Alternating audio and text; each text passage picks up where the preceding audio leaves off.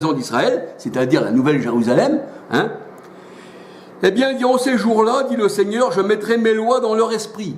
Voyez-vous, c'est plus sur des tables de pierre, c'est plus sur quelque chose, alléluia, mais c'est dans leur esprit, et je les écrirai dans leur cœur, et je serai leur Dieu, et ils seront mon peuple. Alors, regardez bien ce qu'il dit, c'est pas moi qui le dis, hein, c'est écrit dans Hébreux 8, 10 à 13. Alors, il dit, Hébreux 8, 11, hein, personne n'enseignera plus son concitoyen. Voyez-vous, on peut faire des recherches sur la parole de Dieu, on peut partager encore, alléluia. Voyez-vous, on peut faire des choses, mais le Seigneur dit, personne n'enseignera plus son concitoyen, ni personne son frère, en disant connais le Seigneur.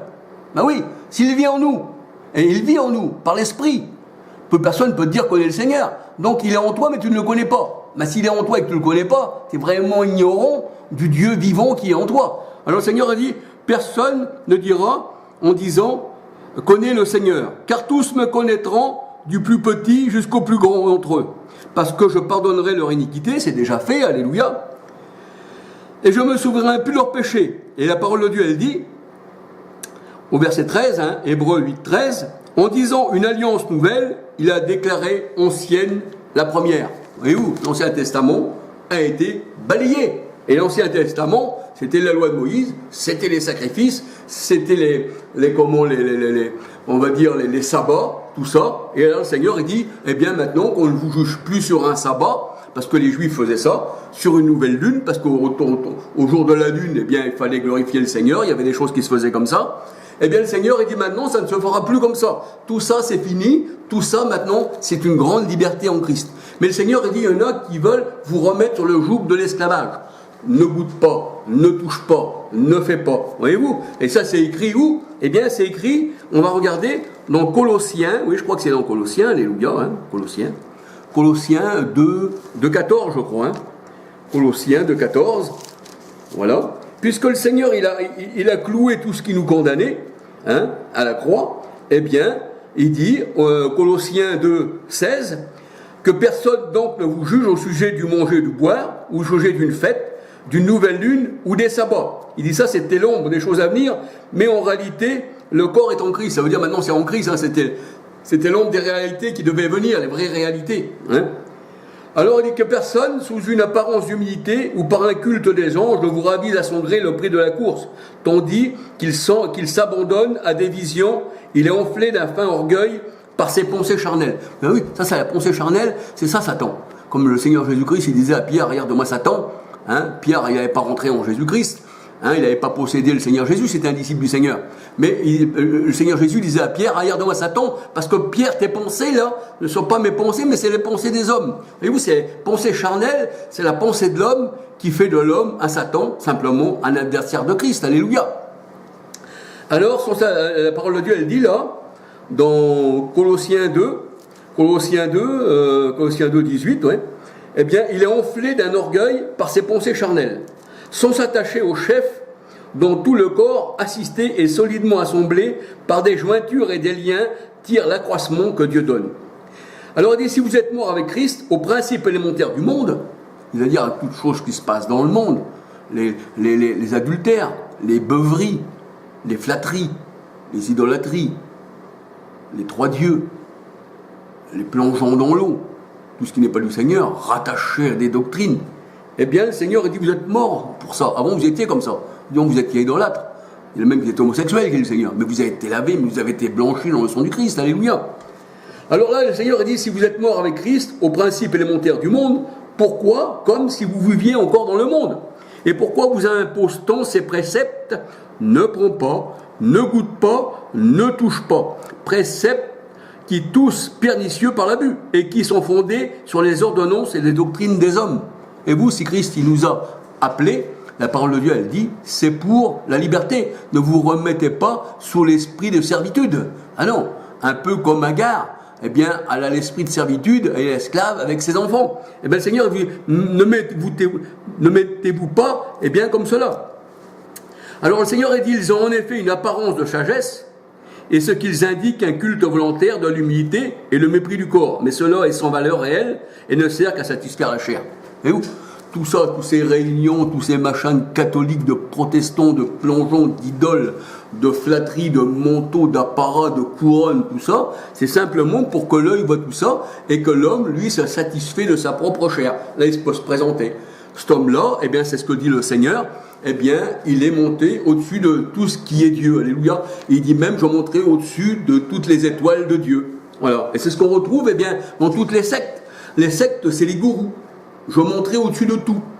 Moi, je vais être le sommet, pourvu qu'on me regarde, pourvu qu'on voit vraiment que je suis là, que je suis vraiment le chef, eh bien, de cette secte, qu'on me regarde vraiment, eh bien, comme quelqu'un de bien. Mais en réalité, en pensant comme ça, on se fait marquer des hommes. Oui, c'est vrai. Pour les hommes, on paraît être bien, puisque les hommes les suivent, ils sont en foule dans la maison d'un grande prostituée, Jérémie 5,7. Mais en réalité, eh bien, ils sont éloignés du Seigneur. Parce que le Seigneur dit, si tu plais encore au monde, si tu veux te faire voir au monde, selon la chair, là, hein, qu'on voit dans Colossiens 2, eh bien, 16, eh bien, à 23, à 23, c'est ce qu'on vient de lire, eh bien, si nous sommes comme ça, là, qu'on veut plaire à la chair, eh bien, le Seigneur, il dit, puisque tu plais à la chair, eh bien, la chair est contraire à l'esprit, et tu es devenu, eh bien, mon ennemi. Donc, tu es devenu un Satan, simplement, bien sûr, pas avec des cornes, je le dis encore, mais Satan qui veut dire simplement adversité. Vous savez que le mot Satan, si on pourrait parler en français, on pourrait aussi bien dire adversaire. Eh oui, vous êtes des adversaires. Comme le Seigneur Jésus disait à Pierre, au lieu de dire à Pierre, arrière de moi Satan, il aurait pu aussi bien dire, arrière de moi adversaire. Voyez-vous? Et ça n'aurait pas fait de Pierre un esprit possesseur. Ah oui, ah oui. Pierre, il n'a pas cherché à posséder qui que ce soit. Il était simplement un adversaire du Christ en pensant comme les hommes. Parce que tes pensées, ce sont les pensées des hommes, mais ce ne sont pas les pensées de Dieu, Pierre. Tu es devenu un adversaire. Voyez-vous? Mais on peut devenir un adversaire de Dieu comment? On peut devenir un adversaire de Dieu en restant dans les sectes. On peut devenir un adversaire de Dieu en faisant les choses du monde et en combattant contre le Seigneur. Alléluia. Mais alors c'est pour ça que le Seigneur a dit, je suis venu, eh bien, vous purifier. Mais quand on est purifié par le sang du Christ, eh bien après, et par son esprit bien sûr, eh bien après, purifier veut dire ôter ce qui est impur. Hein? Vous savez, si vous avez un bol entre les mains rempli de nourriture, et puis que dedans, ben, il y a des comment on va dire, comment on appelle ça, un genre de vermine, on va dire, hein, dans la nourriture, eh bien, c'est pollué, alors il faut l'enlever. Eh bien, c'est ce que le Seigneur nous dit. Voyez-vous? C'est pour ça que la parole de Dieu nous dit, tu ne dois pas manger une nourriture, eh bien, polluée, un lait frelaté. Et même, il le disait aux pharisiens, le Seigneur. Il disait, méfiez-vous du pain des pharisiens. Du levain des pharisiens, pardon. Méfiez-vous du levain des pharisiens. Parce qu'on sait que le pain de Dieu, c'est un pain sans levain. Parce que le levain, eh bien, c'est pas le vrai blé. Mais il y a le blé, mais il y a aussi le levain qui vient avec. Et ça fait lever toute la pâte. Mais le Seigneur dit, méfiez-vous du levain des pharisiens. Et là, eh bien, le Seigneur parlait des fausses doctrines. Parce que les pharisiens, ils étaient venus avec leur tradition humaine. Ils se prenaient pour des dieux, les pharisiens. Ils avaient le monopole, tout le monde les craignait. Il y avait les Sadducéens. Eh oui, il y avait les Hérodiens aussi, les disciples d'Hérode. Hérode qui n'était même pas juif. C'était un roi fantoche qui avait été mis, eh bien, par les Romains, bien sûr, à gouverner, eh bien, Jérusalem. Alors que nous savons que Hérode n'a jamais été juif. Voyez-vous? Et là, eh bien, il était à la botte de César, Hérode. C'est même lui qui a fait embellir le temple quand même. Alléluia. Mais enfin, c'était un temple de pierre qui ne nous ramenait rien et qui a été détruit. Mais je veux dire par là que quand le Seigneur dit « méfiez-vous des pharisiens », il veut dire par là, symboliquement encore, eh bien, méfiez-vous des églises catholiques avec toutes leurs statuts, méfiez-vous des protestants, méfiez-vous des pentecôtistes, méfiez-vous de tout ce qui est fait de main d'homme, parce que le Seigneur dit « je ne suis pas là ». Le Seigneur a dit, je suis venu dans ce monde pour un jugement. Ben oui, il l'a jugé ce monde, hein, il l'a dit, hein, Jean 16,33, il l'a jugé. Mais il dit, pour vous, il n'y a pas de condamnation. Mais le Seigneur a dit, pourquoi il n'y a pas de condamnation? Parce que je vous ai purifié. Mon sang a été répandu sur vous. Mon esprit a été répandu sur vous. Alléluia. Ma parole a fait son effet en vous. Alléluia. Alléluia. Vous savez que le Seigneur il dit que sa parole, c'est une épée. Et que l'épée, eh bien, il l'a mis contre toute chair. Et vous, l'épée, c'est pour la chair. Hein, c'est pas pour un démon qui serait dans les cieux. Vous savez, quand on parle des cieux, quelqu'un qui est jeté à terre, eh bien ils disent, oui, mais Satan a été jeté à terre. Quand les disciples sont venus, Jésus disait, je voyais Satan tomber à terre comme un éclair. Ah oui, alors c'est écrit où? Je crois que c'est dans Luc 10, 18, alléluia. Luc 10, 18. Je voyais Satan tomber à terre. Alléluia. Alors on va regarder Luc 10, 18. Pardon, excusez-moi. Luc 10, 18, alléluia. Luc 10, c'est ça, Voilà. Luc 10. Alors Jésus dit à ses disciples, pas à nous aujourd'hui, à ses disciples, on s'entend. Il dit, je voyais Satan tomber du ciel comme un éclair. Et il dit, voici, je vous ai donné le pouvoir de marcher sur les serpents et les scorpions, et toute la puissance de l'ennemi, et rien ne pourra vous nuire. Et vous, Luc 10, 18, là, le Seigneur a dit, je voyais Satan tomber du ciel comme un éclair. Ça va croire que Satan, l'homme méchant, il était dans le ciel. Mais quand on regarde dans Lamentation, c'est pareil. La parole de Dieu nous dit aussi, que Jérusalem est tombée du ciel. Et pourtant, Jérusalem, elle n'est pas au ciel, elle est là. Elle est là, elle a été détruite, le temple a été détruit. On va regarder dans Lamentation, si vous voulez bien. Alléluia. Alors, attendez que je retrouve Lamentation. Jérémie, alléluia, c'est tout de suite après Jérémie. Lamentation. Alléluia.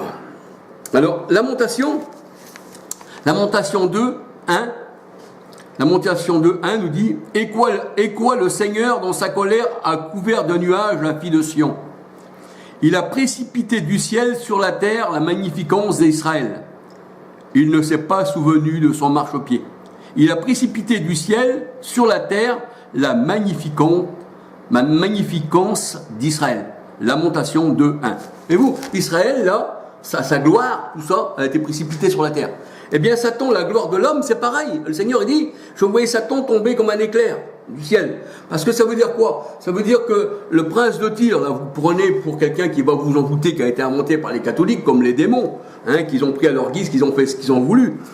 Voilà, les démons, on sait que c'était des pierres, et puis ça n'existait même pas dans la parole de Dieu, parce qu'il n'y a qu'un seul Dieu, c'est Dieu. Le Seigneur, une idole, un démon, tout ça n'existe pas. Alléluia. Parce que le Seigneur a dit que ceux qui adorent les statues, les idoles, tout ça, le Seigneur a dit, c'est exactement pareil que la statue, tu n'as pas de vue non plus, et tu n'as pas non plus, de vie en toi, toi qui adores une idole. Si tu aurais la vie, si tu aurais Christ en toi, tu t'apercevrais, que cette statue que tu adores, ce n'est pas Dieu, alléluia. Alors on voit que Ézéchiel, là, quand il était dans le jardin d'Éden, sur la montagne sainte, parce que la montagne sainte, ça désigne aussi Israël, le Seigneur a dit, tu as dit en ton cœur, je suis Dieu, et le Seigneur a dit, l'orgueil du cœur précède la chute. Et là, le prince de Tyr, qui était simplement un prince de Tyr, il a chuté.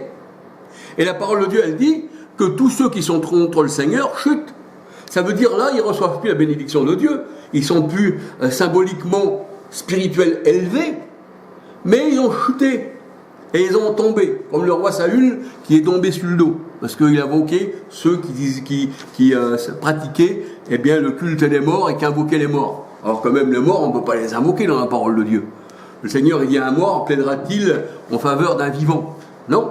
Mais le Seigneur, c'est comme une statue. Il sait bien que la statue, la parole de Dieu, elle dit, une idole n'est rien. Ce n'est qu'un bout de bois, que de la pierre. Mais le Seigneur, il dit que si toi, tu te mets devant une idole, devant une statue de pierre, tu rentres en communion commun. C'est-à-dire que là, tu fais partie de la pierre. Le Seigneur a dit, celui qui se met en communion avec l'autel, les Israélites selon la chair, quand il dit à 1 Corinthiens 10, 18, l'autel, là, le Seigneur, il l'avait abandonné, c'était la chair, mais là, eux, ils voulaient quand même cet autel. Et il dit, ils sont en communion avec la pierre. Voyez-vous? Et le Seigneur a dit, toi aussi, tu as un cœur de pierre, tu ressembles à ta statue. Tu ressembles à de l'airain. C'est même écrit dans la parole de Dieu, il faudrait que je retrouve tout ça, voyez-vous? Tu ressembles à de la pierre, qui est le Seigneur, et je te rejette. Ça, c'est écrit dans Ézéchiel, voyez-vous?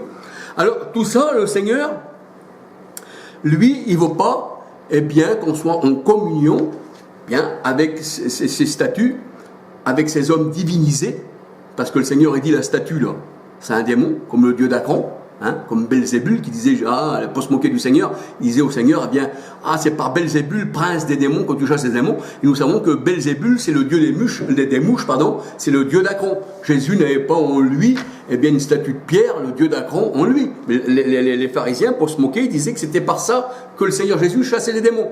Un peu comme le Seigneur Jésus, ils appelaient le Seigneur Jésus un Samaritain.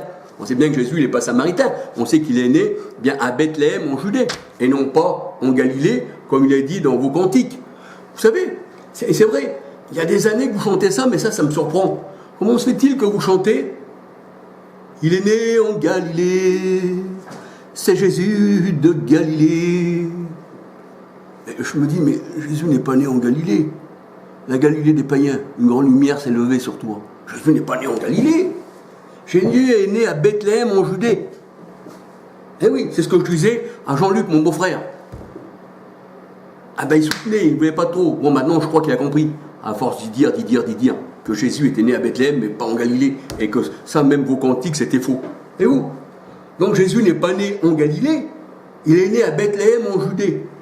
Et où? Alléluia. C'est comme la croix, quand vous chantez dans vos cantiques. Que c'est quoi déjà? De la croix, la grâce coule, comme un fleuve constamment. Oh, venez, venez en foule, un plein pardon vous attend. Mais non, non. De la croix, il n'y a jamais coulé la grâce. C'est de Christ qui a sorti la grâce. La croix, c'est un poteau de torture que Christ a vaincu. C'est comme si, mettons que le Seigneur Jésus-Christ, il serait venu aujourd'hui, il aurait été guillotiné. Et je chanterais. De la guillotine, la grâce coule. Et non, à la guillotine, il n'y a rien qui sort. Où Jésus serait, il aurait été fusillé. Du saint fusil, les coups de fusil décollent. Oh, quel bonheur quand je reçois un coup de chevrotine dans le dos. Mais non, ça peut pas aller. Mais c'est de la folie. Ça à croire que vous aimez vous faire massacrer. Non, c'est du Seigneur Jésus-Christ, c'est de lui-même que sort la grâce. Eh oui, parce que le Seigneur a dit, je t'ai fait une grâce. La loi est venue par Moïse, la grâce est venue par Christ, alléluia. Jamais. Donc je le tiens à le dire, qu'il n'y a rien de charnel qui peut nous faire une grâce. Non, la grâce vient du Seigneur Jésus-Christ qui nous a purifiés par son sang, alléluia. Le sang de l'agneau, alléluia. C'est ça la grâce. Maintenant, si vous mélangez tout, que vous mélangez la guillotine, que vous mélangez le couteau, la lance, parce que vous savez, les catholiques, c'est pareil, bien ils disent la sainte lance, c'est saint. Saint, ça ne vient pas du Seigneur, ça. Non, hein, la croix, eh bien, il y a des gens aussi qui se faisaient massacrer par les catholiques, autant de Rome, et puis qui se faisaient clouer aussi sur les croix. Et quand il n'y avait pas cette croix, eh bien, on les clouait sur les portes en bois avec des clous. Voyez-vous, même les enfants, tout le monde brûlait, tout le monde était saccagé. Et nous voyons même que Massada, où qui avait des juifs, eh bien, à Massada, il n'en a réchappé aucun juif, donc tous étaient massacrés par les Romains. Voyez-vous, les guerres de religion, les Urbains II, tout ça, tous ceux qui ont massacré tout ça, ça venait pas du Seigneur. Alors moi je dis, et j'aime bien parler du Seigneur, hein, c'est ma vie, alléluia, je dis que il ne faut pas mélanger les choses. Le Seigneur a dit, si tu sépares ce qui est bien de ce qui est mal, alors je t'accueillerai. Alléluia. C'est pour ça qu'il dit sortez du milieu d'eux. Parce qu'il sait que là c'est souillé. Ah oui. Mais si tu ne veux pas sortir, tu restes souillé dans ton cœur. Tu restes rattaché à ce qui va te faire mourir. Et tu es déjà mort en vérité. Ah oui. Parce qu'après avoir entendu la parole du Seigneur et l'avoir analysée, mais si tu ne sors pas de ces sectes, ça veut dire que vraiment tu veux y rester. Vous savez, les pharisiens, ils ont entendu parler le Seigneur. Eh oui, il y a quelques-uns qui sont sortis, comme Paul. Ah oui, certains sont sortis. Le Seigneur, il dit bien qu'il avait envoyé ses disciples, et des fois, quelques-uns croyaient, quelques-uns sortaient, mais la majorité prenait des pierres et les jetait sur les disciples. Ah oui. C'était ça les antichrists, c'était à l'époque. C'est pas aujourd'hui, puisqu'aujourd'hui le monde est vaincu. Voyez-vous que Jésus va revenir encore en combattre un monde vaincu. C'est comme vous allez vous battre à coups de poing avec quelqu'un. Vous allez le mettre à terre, vous l'avez vaincu. Il dit, le Seigneur a dit, je ferai de mes ennemis mon marchepied. Donc il les a écrasés. Cette terre est son marchepied, et son ciel et son trône. Eh bien le Seigneur il dit qu'il a vaincu le monde. Alors il reviendrait, c'est comme quelqu'un, je dis c'est comme quelqu'un mettant une supposition que vous auriez battu avec, vous l'auriez mis hors de combat, mais vous allez encore le massacrer une deuxième fois. Et qu'il ne vous dit pas une troisième fois et une dixième fois. Mais c'est de la folie. Une fois que la personne elle est à terre pour toujours. Quand le Seigneur a dit, voici j'ai écroulé Jérusalem, le temple, alors, qui ne sera jamais rebâti, parce que ça c'était pour les homosexuels, tout ça, c'était pour les idolâtres. Mais le Seigneur ne refera pas une chose qu'il a détruite. Et vous savez, quand le Seigneur il dit, eh bien, il viendra l'adversaire qui rentrera dans le temple de Dieu se proclamant Dieu lui-même. Ben ça, c'est au temps de Titus, que le Seigneur avait prédit à ses disciples dans Matthieu 24, quand il leur parlait à eux. eh bien Titus, il est rentré avec son cheval dans le temple du Seigneur qui était là à Jérusalem. Et il s'est proclamé Dieu, il a dit maintenant c'est moi qui est Dieu. Parce que Titus, il se faisait adorer comme un Dieu, c'était une divinité. Hein, c'est pour ça que le Seigneur a dit, regardez ce qui est écrit aussi dans Daniel, c'est ce qui va y arriver à Jérusalem. Et dans Matthieu 24, si on lit tout Matthieu 24, quand le Seigneur Jésus disait ne vous éloignez pas de Jérusalem, parce que ça sera la fin, hein, eh bien on s'aperçoit que c'est ça. Alléluia. On peut même regarder dans Luc, hein, alléluia. Je vous l'ai déjà dit aussi dans les autres études. Hein. Dans Luc, alléluia. Dans Luc 21, 5, Luc 21, 5 à 33. Hein, Luc 21, 5 à 33, on s'aperçoit que le Seigneur Jésus-Christ, il ne parle pas aujourd'hui pour nous, parce qu'il disait à ses disciples, eh bien cette génération ne passera pas, hein, la génération des apôtres, des vrais, hein, il y a 2000 ans, que tout cela n'arrive. Mais c'est vrai que Titus, eh bien, il est rentré dans le temple de Jérusalem, il s'est proclamé Dieu, et du temple de Jérusalem actuel, eh bien, il en a fait quoi? Il en a fait une pierre. Il en a fait comment? La parole de Dieu nous dit une ruine. Hein, c'est écrit, je crois, dans Michée 3.12. Hein, le Seigneur aussi, il dit, j'en ai fait une ruine. Alléluia. Michée 3.12. Hein, si on veut bien regarder la parole de Dieu, Michée 3.12. Alléluia. Michée 3.12. Alors voilà, Michée 3.12, c'est pourquoi à cause de vous, Sion sera labouré comme un champ, Jérusalem deviendra un monceau de pierre, et la montagne du temple un sommet couvert de bois. Voyez-vous? Ça veut dire que le Seigneur, il en a fait une ruine. Galates 4, 21 à 31. De cette Jérusalem qui est devenue la gare. Mais ça, c'est quand Titus est venu. Il est rentré dans le temple avec son cheval, il a mis les armures, vous savez, les symboles de l'Italie, là, ses armoiries à lui, il les a mis, et il s'est proclamé, eh bien, Dieu, et il dit, moi, ce Dieu-là, j'en veux pas, j'écoule le temple, je rentre, je prends les ustensiles, là, les ustensiles du temple, et je les emmène à Rome. Et si vous mettez sur Internet, eh bien, l'Arc de Triomphe de Titus,